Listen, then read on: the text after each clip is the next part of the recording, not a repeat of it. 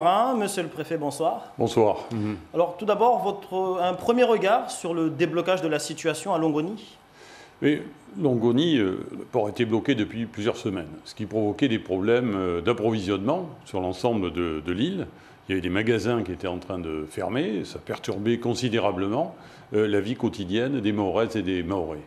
C'est pour cette raison qu'après beaucoup de consultations, puisqu'il y a plusieurs parties prenantes qui ont appelé à la levée du blocage et à la levée des barrages. Je rappelle, les élus ont appelé à cela, le monde économique avait appelé, le Grand Cadi avait appelé, et enfin l'intersyndicale et les collectifs avaient appelé à cette levée de barrage.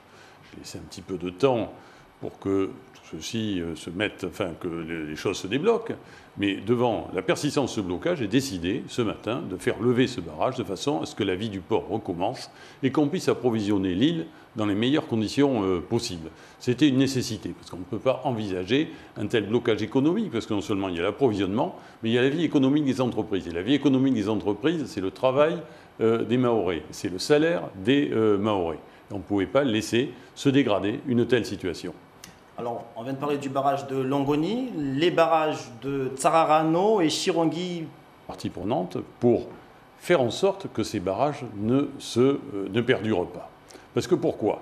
Parce que je parlais de Longoni et des problèmes d'approvisionnement, mais le barrage, c'est une entrave à la circulation, c'est une des libertés fondamentales de notre République, il faut le rappeler. C'est aussi les soins. J'étais à l'hôpital dimanche dernier, j'ai vu qu'il y avait eu des problèmes d'accès aux soins. Pour beaucoup.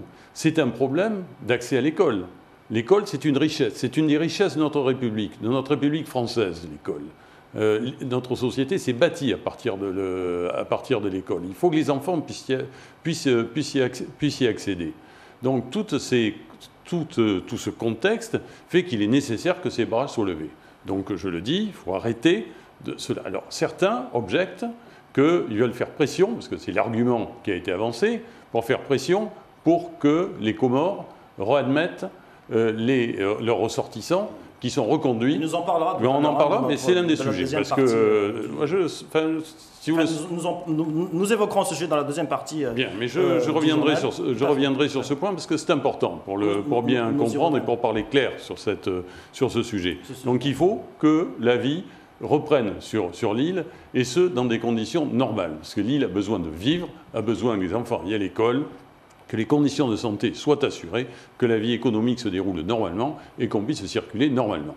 Alors, le port est réouvert, certes, mais l'inquiétude demeure donc, pour les entreprises, avec un préjudice assez colossal par rapport à ce blocage durant plusieurs semaines. Est-ce que l'État a prévu un apport pour accompagner ces entreprises dans cette reprise d'activité ? Oui, hier, j'ai vu les banques de la place de Mayotte. Cet après-midi, j'ai vu les représentants du monde des entreprises et nous sommes convenus de la mise en place de mesures rapides pour faciliter la trésorerie des entreprises. Sans rentrer dans le détail, parce que c'est un catalogue de mesures assez techniques, ça va du chômage partiel à l'étalement du paiement des cotisations sociales, à des délais donnés pour payer les frais de douane sur les marchandises qui quittent le port. Donc l'État sera aux côtés des entreprises et je crois que nous sommes sortis avec un accord global sur ce type de mesures pour aller vite, avec un appui des services de l'État, en s'appuyant sur la Chambre de commerce également, et en travaillant en liaison étroite avec le Conseil départemental sur ces différentes mesures, de façon à ce qu'il y ait un appui global à l'ensemble des entreprises, mais aussi un appui individuel en tant que de besoin pour expliquer un certain nombre de procédures qui peuvent s'avérer complexes, notamment pour des petites entreprises. Donc ce plan sera d'application immédiate, enfin à compter de lundi. Alors, on a vu tout à l'heure des écoles vandalisées, on est dans l'insécurité dans les établissements scolaires. À ce sujet, les mesures que vous avez annoncées pour lutter justement contre ces violences au sein des établissements scolaires sont en place, se mettent en place ? Oui, elles sont en place. Alors là, le reportage en était sur quelque chose d'un petit peu différent. Parce que c'est pas des violences, je vais revenir sur les violences, mais dans le reportage, ce qu'on montre, c'est que des personnes ont mis de la colle dans les serrures, ce qui cause une perte pour les communes, et surtout encore une fois de plus, c'est les enfants qui ne peuvent pas aller à l'école après plusieurs semaines d'arrêt des cours. Et d'ailleurs, j'ai entendu dans votre reportage les parents, le maire qui disait qu'il allait porter plainte, et des parents qui s'offusquaient, qui étaient indignés que leurs enfants ne puissent pas aller à l'école. Ce n'est pas normal. Je le dis, l'école, c'est une des richesses de notre République. Et c'est prendre en otage les enfants que d'avoir de telles pratiques. Donc ce n'est pas normal. Alors par ailleurs, il y a les questions de violence autour des bâtiments, autour des écoles, des lycées et des collèges.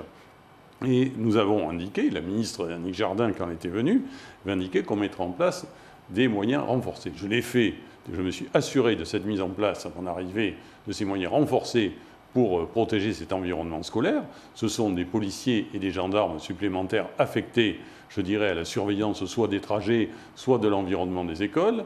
Ce sont également des moyens des réservistes de la gendarmerie ou des réservistes civils de la police qui ont été mobilisés. Ils sont déjà déployés. Ils sont déjà en place. J'étais il y a 2 jours. J'étais déjà il y a 2 jours dans un collège de Mamoudzou.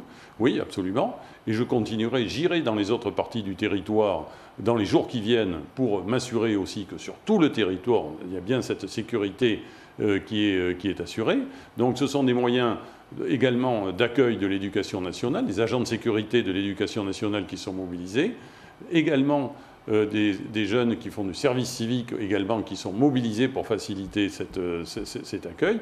Et j'ai vu également des parents dans le collège où je suis allé récemment qui assuraient, c'était une association de parents, qui contribuait à cet accompagnement des enfants. Et ça, il faut, parce qu'il est inadmissible, j'ai eu l'occasion de dire d'ailleurs, le premier jour où j'étais ici à Mayotte, j'ai eu l'occasion de le dire, il n'est pas supportable que des enfants soient agressés. Et ça, cet engagement sur la violence, je l'assurerai de façon, non seulement dans l'environnement scolaire, mais il y a également des bandes qui sévissent à Mayotte. Il y a une quinzaine de bandes qui ont été identifiées. Quinzaine est un chiffre approximatif, mais c'est à peu près ça. Et nous devons lutter résolument contre ces... Elles ont été identifiées, il y en a beaucoup qui ont été... Il y en a beaucoup qui ont été identifiés. Les gendarmes sont allés récemment, enfin, ont lancé une opération récemment sur une de ces bandes. Donc nous continuerons cette action résolue contre les bandes.